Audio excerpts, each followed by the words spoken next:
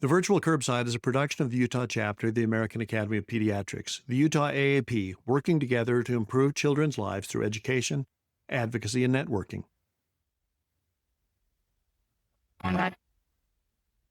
Hi, this is Paul Wirkus from the Utah AAP.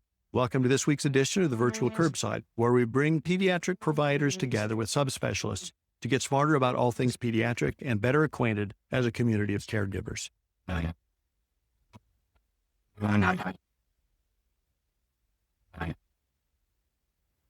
Virtual Curbside is brought to you in part by a generous grant from Primary Children's Hospital. Primary Children's Hospital, the child first and always. Welcome back to the Virtual Curbside. This is your host, Paul Wirkus. It's always a nice thing for me because I get to look into things that interest me, things that fascinate me. And one of the things that has been very interesting over the course of my career has been watching how we deal with hearing issues in newborns and beyond. And it's something that has really evolved over the last while. It's my pleasure today that our guests for the next couple of episodes are Albert Park, ENT in the Department of Pediatrics at the University of Utah, and Adrienne Johnson, pediatric audiologist at the University of Utah. Welcome, both of you.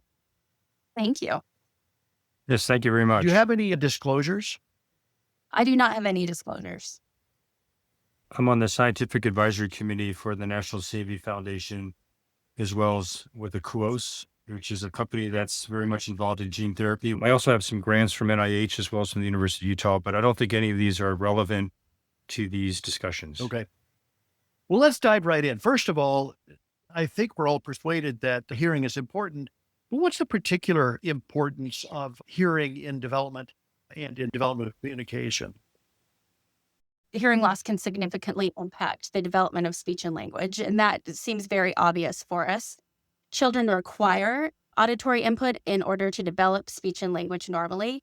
I always tell parents that from the moment a baby is born, they are learning language. So they may not seem like they're doing a whole lot, but that brain is hard at work making connections. And you have to hear sounds normally in order to develop those sounds normally. So learning to speak and having proper auditory input, it's important for that. And the negative impact if we don't intervene early, obviously speech and language problems, it can impact ability to read, to write, academic achievement, and further on down the line, perhaps vocational choices. I do want to say and make sure that it's really important that when we're talking about all of this, we're talking about the importance of access to language. And not every family is going to choose what we call listening and spoken language, or LSL, and using technology to help them hear. There are some families, babies who are born into deaf families, who use visual communication, such as ASL or American Sign Language, and that is a perfectly appropriate, acceptable language, should that be what families choose to use. And more families are actually bilingual, using ASL and technology to help them hear and learn to speak. So I just want to make that known from the very beginning of this, that should families choose ASL, it's a perfectly appropriate communication mode for them to choose. It's important to point out, though, that it is truly a bilingual situation to deal with English and with ASL. It's not a pure equivalence, and there is some impact in the way that you approach English language if your language is in ASL. You're exactly right. And vice versa. Yeah, ASL has its own syntax, grammar. The deaf community is just a vibrant community with their culture, and it's not one-to-one signed English or ASL. It is very different. And I learned recently that ASL is more closely associated with French Sign Language than it is with British Sign Language. And so it's much easier for a non-hearing French person and American to communicate than it would be for an American and British person. Interesting. Yeah, because we borrowed it. Well, let's dive right in, because finding out whether a child can hear is much easier. Well, when I say easy for me to say, but we can have more information at an earlier age than ever before. So let's dive right in. So when we talk about an infant getting a hearing screen, what kind of technologies are we talking about? Because I think we could all use a refresher on that.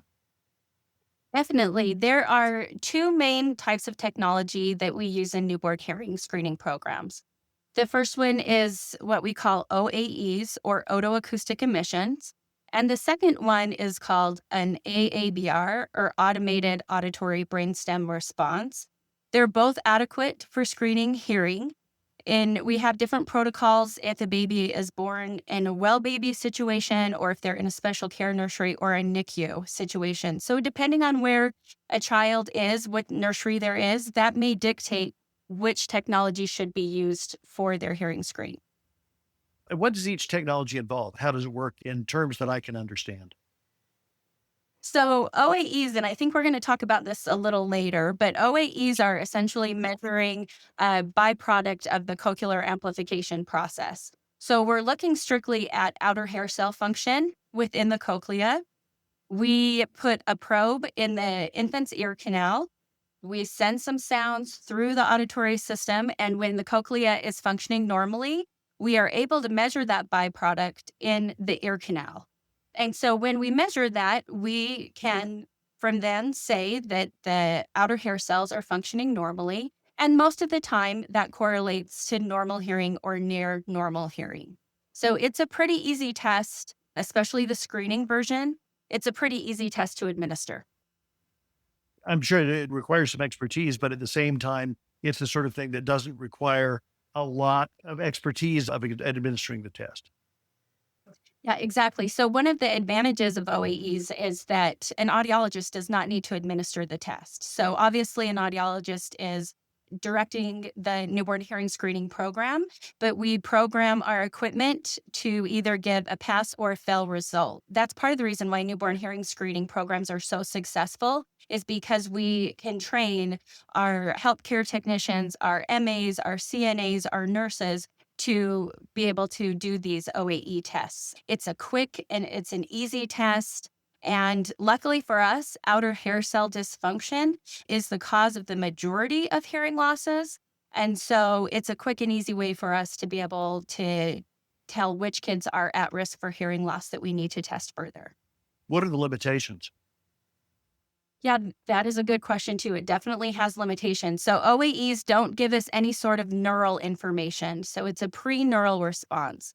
So there are some kids who are born with neural types of hearing loss, and it will miss those hearing losses, although they're pretty rare. It's also heavily impacted by middle ear involvement. And in our newborn period, we think you could have some amniotic fluid that's still in that middle ear space, or what happens a lot is there's still vernix in that ear canal. And that will impede our ability to measure an otoacoustic emission. And so it definitely does have its limitations. We have to be aware of that when we're testing. How does automated auditory brainstem response work? So that's a different way of testing a different part of the auditory system. So we attach electrodes to different points on the baby's head. We send sounds, again, it's a pretty soft sound through the auditory system. And those electrodes are measuring the firing of that 8th cranial nerve and subsequent neural pathways. It is a screening test. So again, the audiologist has set up the equipment to either pass or fail.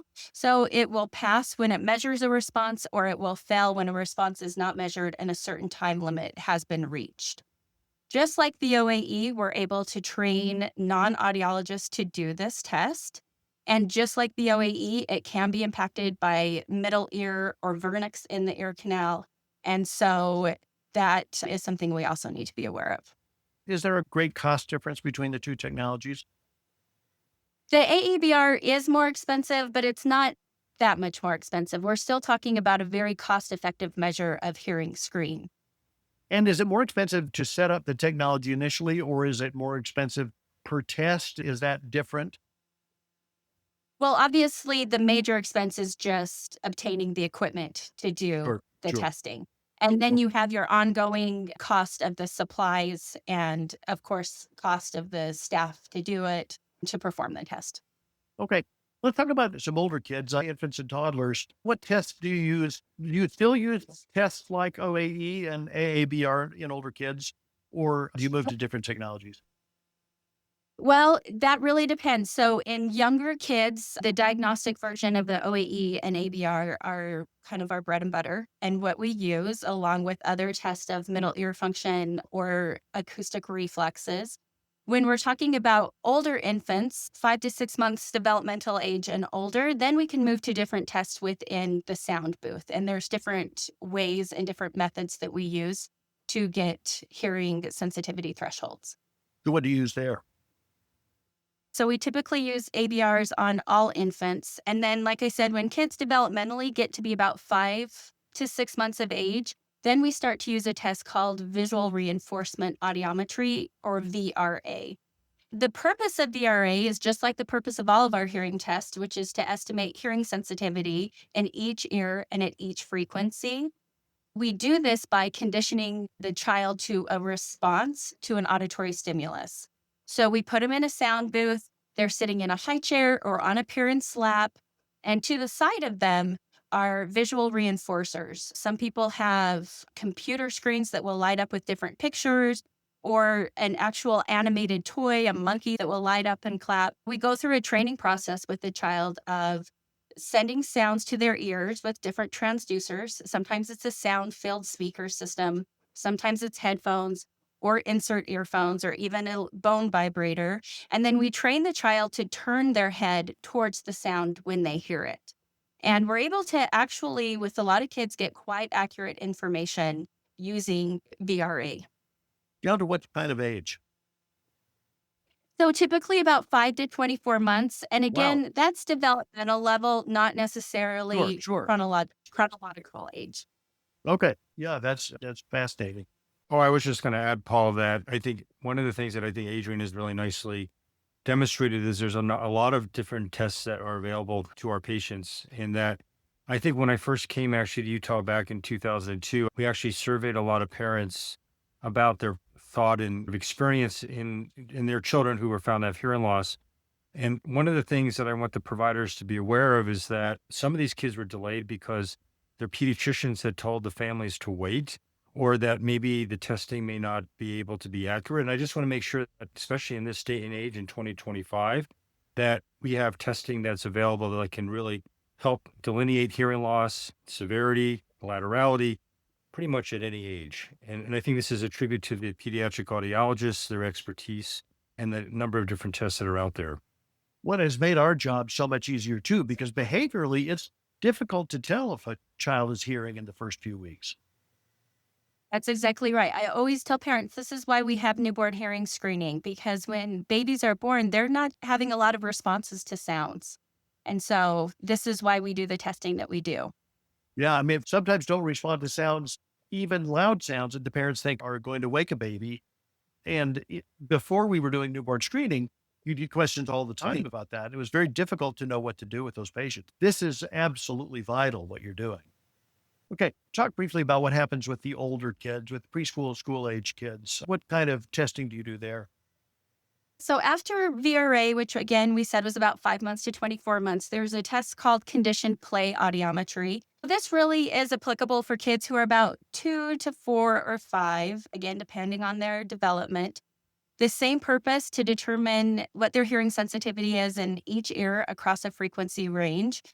This is a test where, again, still in the same situation, in a sound booth with inserts or headphones on. And this time, instead of conditioning a child to turn towards the sound, we're pairing a motor task with a stimulus.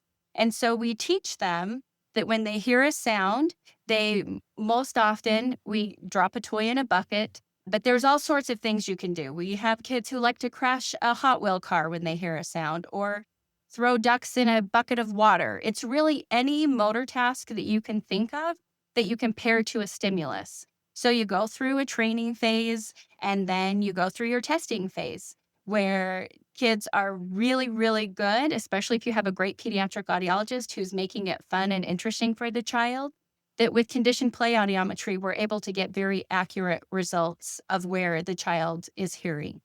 It can be difficult sometimes to get all of the test results in one test session. That's the same with VRA that we just talked about. And sometimes you need a test assist. So you need a trained assistant who can sit in the sound booth with the child and kind of keep them going and interested in what's going on. But with conditioned play audiometry, most of the time it's just a fun task for the kid and we get most of the information that we need. Hoping that developmentally a child wants to play with you at that point. Yeah. And it's a lot of fun as the audiologist to watch these kids play these games. That's great. But then in the older kids, we have the pure tone audiometry, right? How Yes, does this is always the place where audiologists and parents are thrilled when we graduate to this conventional pure tone audiometry. And most of the time, it's because we can do it a lot faster than we can VRA or CPA. And it really is our gold standard for testing too. And this is what most people think of when they think of getting a hearing test is raising your hand or pushing a button when you hear this sound. So most of the time when kids get 5 years or older, they're able to do this. They can do more complex testing, so speech and noise testing. Sometimes you need to put masking in one ear. So if you have a discrepancy between the two ears, you kind of need to keep the better ear busy so it doesn't answer for the other ear. That's called masking. And that's a complex task. But most of the time when you hit pure tone audiometry, kids are able to do that with no problem. when people try to do office-based testing, is that usually pure tone audiometry? It depends on the situation in a pediatric office. I do know some pediatricians that will use pure tone as a hearing screen, but I would say more and more pediatricians' offices are leaning towards otoacoustic emission screenings. In all ages? Yes, So if you did otoacoustic emissions on me, would you be able to get a fairly good idea of what my hearing is like? probably not. So OAEs over time, they're most robust actually in infants that are about 6 to 8 months old. And Okay. then the response may be there, may not be just as strong. But in kids, it's a fairly robust response. Until what age? I mean, I can measure my OAEs at this point, and I'm in my 40s, but over time, but What my what are you higher saying, frequency. Adrienne? Oh, You're looking at me and you're saying, "Not that guy." oh, I am not, Paul. Trust me. But my OAEs and my higher frequencies, I no longer can measure, but they are very strong in infants and kids. Okay. All right. It's very helpful because, a lot of times I'll have a patient get screening done and I'll hear back about what's going to happen, but I'm never exactly sure what the technology means because you hear about it and it has been very helpful to get oriented as to how it works. Now, we're very fortunate to have a robust newborn screening program. Like I said, that's been a game changer for me as a pediatrician. Where else should we be watching for looking for hearing loss? We know that about 1 to 3 out of every 1,000 babies is born with a hearing loss. That has stayed stable for decades. Our data here in Utah matches up with the national data. We know that about 3 out of 1,000 additional kids by the time they're school age will be diagnosed with a hearing loss. And in high schoolers, actually 15 out of 1,000 kids have some sort of hearing loss, unilateral, noise-induced hearing loss. So we know that hearing changes over time. So it's really important for us to monitor developmental milestones, to make sure that kids are getting their hearing screened as they need to in their pediatrician's office and also through our local school district. And anytime a child has a concern about their hearing or a parent has a concern about their child's hearing, that should be a referral for a complete diagnostic evaluation. The context of hearing loss, just so you know those numbers, if you look at it in terms of overall birth defects, congenital hearing loss actually is up there, maybe even number one. So just to give you a context from that standpoint. And then I think Adrienne's point is well taken. I think what often happens when I'm seeing patients is the parents start becoming concerned the child's not achieving, the speech and language measures that they would expect their child. Maybe they had another child, an older child who sort of followed the normal sort of timeline, and then they notice this child that they have a hearing concern isn't quite hitting it in terms of maybe vocabulary, might be issues of articulation that sort of then becomes a bigger concern. Now, Adrienne and Albert, you seem to suggest that this is both a combination of some natural development over time as well as injury to the hearing system. Is that correct? Yes, it could be either. So there are risk factors for kids who pass a hearing loss that would put them at higher risk to go on and develop a delayed onset hearing loss.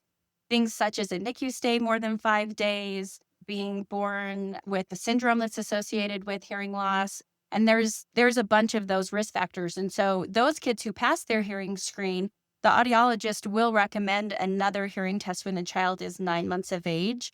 But, and I think we're going to talk about this later too, there are some infections that could cause hearing loss later on, as well as head trauma and different things like that. So just because you're born with good hearing definitely doesn't mean that that's something you get to keep the rest of your life. I think it's an important point that passing newborn screening is reassuring, but there's many situations, especially when the child starts getting elementary school hearing testing and is failing, that we're dealing maybe with a progressive loss, or maybe even a congenital hearing loss that, as Adrienne was saying, none of these tests are perfect. And so you may have a child with maybe a lower frequency, mid-frequency hearing loss that maybe couldn't have been detected through otoacoustic emission testing.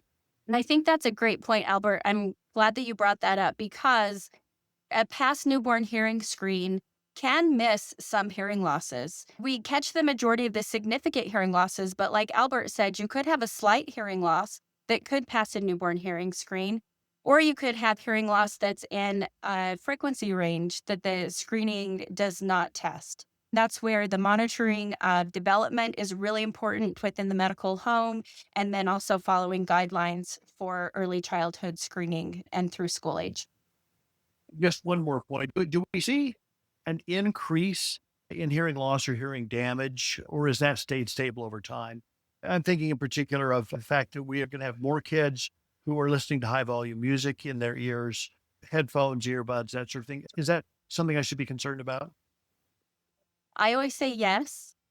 Noise-induced hearing loss definitely is something we need to be aware of, especially in our older population of children.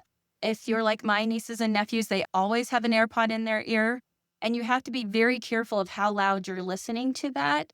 Teenagers who are going to concert, teenagers who have hobbies that involve shooting guns, race cars, anything like that, we have to be very aware of and be able to counsel our patients about the dangers of a noise-induced hearing loss. But it sounds like what you're saying more than anything is that we should be sensitive to the notion of any of the signs of hearing loss and keep an open mind about retesting at any age if there are differences in language or communication or apparent hearing issues. Exactly. And it can be subtle. I mean, you might have a child who maybe is seeming to do okay, but maybe they're being diagnosed with a learning disorder, or there's behavioral issues that people are thinking, oh, maybe the child just isn't behaving, but actually it's because they can't hear. Or oftentimes we talk about this condition called auditory fatigue, where by the end of the day, the child just is just completely wiped out. And again, it might be because this child is using all these other sort of senses or other cues to try to understand what's being said in the classroom setting. And that's sort of wiping that out by the end of the day. So it can be a little bit subtle. And so that's why I think one should have a relatively low threshold to get testing, especially in those situations. It's important too to understand there's a difference between audibility and intelligibility. So kids may be able to hear something, but it doesn't mean they understand what is being said to them. And that goes to what Albert is saying, that sometimes it's very difficult to just base off of behavioral observation, right? If a child is hearing or not.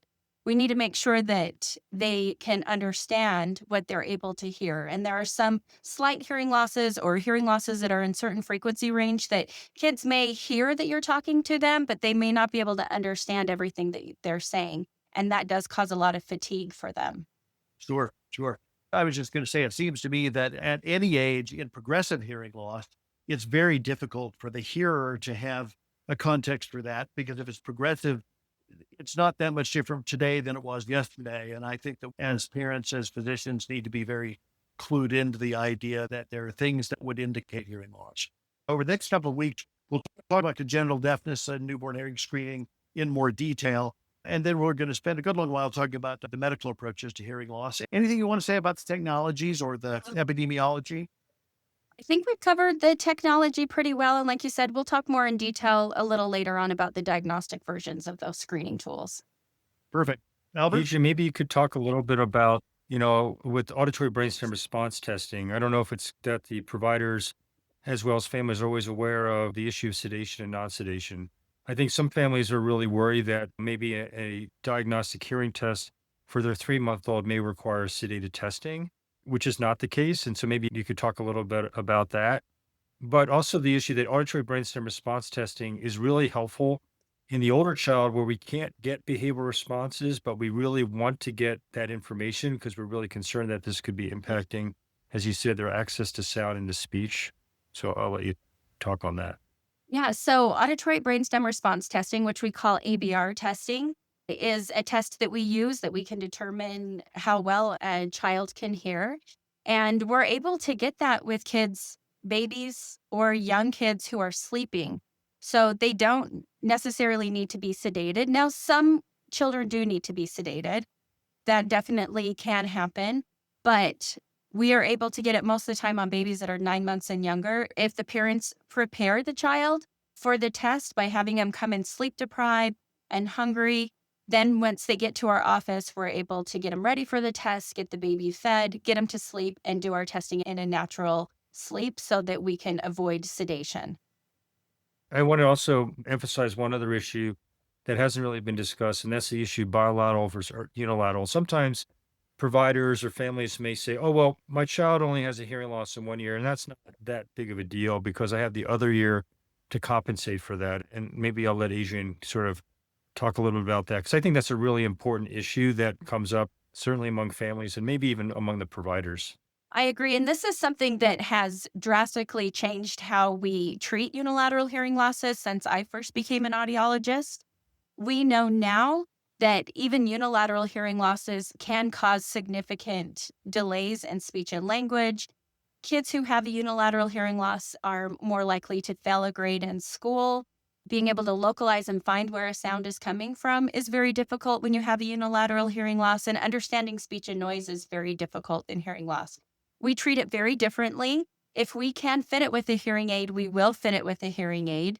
There are some kids who have very limited usable hearing in their unilateral hearing loss ear. And in those cases, a hearing aid sometimes can cause more problems than help because it would have to be, the amplification would have to be so loud it could cross over to the good ear. But there's different things to try. There's accommodations in schools. And some of these kids who are deaf in one ear are actually ending up getting a cochlear implant, which Albert can talk about as well. So Yes, we unilateral will. hearing loss needs to be treated just like bilateral hearing loss in the way that all options need to be on the table, and it needs to be taken very seriously as the impacts that could have potentially on the child. Perfect. Anything else? I mean, we could also comment very briefly on the issue of otitis media. I know that's not Yes. related to sensory hearing loss, because kids often get sick and get upper respiratory infections and middle ear fluid issues come up. We tend to be very concerned about how that can impact a child who also has underlying sensory hearing loss. And so we often counsel the families that those are kids that maybe we have a lower threshold for potential intervention, even potentially insertion of ventilation ear tubes. And so that's also an important counsel or discussion that we often have with families with their child with the inner ear hearing loss. Is rumen accumulation also something that weighs into that, or is that not a problem? It is a problem for a couple of reasons. One is because, and maybe I'll let Adrienne kind of discuss about the issue of hearing aids, because, if you have a lot of cerumen, that can impact the efficacy or the effectiveness of the hearing aids. And it's kind of a double-edged sword. The hearing aids are absolutely crucial for optimizing a child's ability to hear, but it also can prevent wax from sort of desquamating and falling out on its own. And so oftentimes the audiologist and the otolaryngologist work together. And sometimes we have to sort of remove that wax so that the hearing aids are working well. And certainly in children with cerumen impactions, that can cause a significant conductive hearing loss. And we also have a lot of children syndromic. The trisomy 21 is an example where not only are we dealing with earwax, but we're dealing with stenotic ear canals, middle ear fluid issues, very difficult to examine. Some of my most challenging children, unfortunately, are those with that syndrome. But they're also the ones that we really want to reach out to and be proactive, because if we can optimize your hearing, optimize the clearance of middle ear fluid issues, things like that, I think that can have a huge impact on their development. Yeah, and I think that circles back to the first of our episode today, that the key here is that this is very important. It's kind of a key to what we do. And so being able to have the information at an earlier age, being able to have good information at ages below where we might expect to get the information from pure tone audiometry, and having the ability to have that information in a way that we can all be on the same page to think about where we go forward from there. That's miraculous, and it's a great thing. Yeah, it's very important, Paul. I see, the full range of pediatric otolaryngology conditions, but I found over the years that probably some of the most emotional, impactful discussions I have with parents is when a parent for the first time discovers their child has a hearing loss. Because, communication is crucial. We want to do what's best for our children. And a lot of this is new to the families. They have to learn a PhD level amount of material in a really, really short period of time. It's really unfair. But the key for early diagnostic, timely interventions is so important for these children. This is really hard for families. And I want to make sure that providers are aware that it is really hard for them and that they have a very important role in terms of being sort of the spokesman, their advocate for making sure their child does well. And on that note, let's anticipate next week. Next week, we'll talk about congenital hearing loss and some more in-depth on the newborn hearing screening. For those of you who have questions, please send your questions to questions@vcurb.com, and we'll address those in a couple of weeks. Adrienne, Albert, thanks so much for your time, and we'll look forward to talking again next week. Thanks for having us. Yes, thank you very much.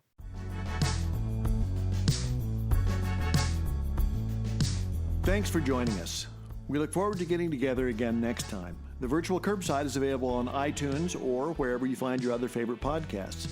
Be sure to like us and subscribe. We want you to like us both because we're needy that way and because that will help other listeners like you find us. Check out our website, vcurb.com, for supporting materials, schedules, and other great stuff. The Virtual Curbside is an educational production of the Utah chapter of the American Academy of Pediatrics.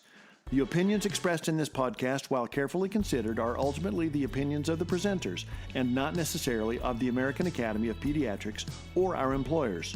And remember, the content of this podcast shouldn't be seen as a substitute for seeking actual personal medical care. If this is an emergency, hang up and dial 911. Otherwise, schedule a visit with a caring healthcare provider to try to get to the bottom of your concerns. None of this could happen without Elisa Stoddard, our extraordinary executive director of the Utah AAP. Many thanks to Tim Cosgrove for his help on the website and logo design. Production design, thanks to Phil Wirkus, who also composed the theme music. See you next time.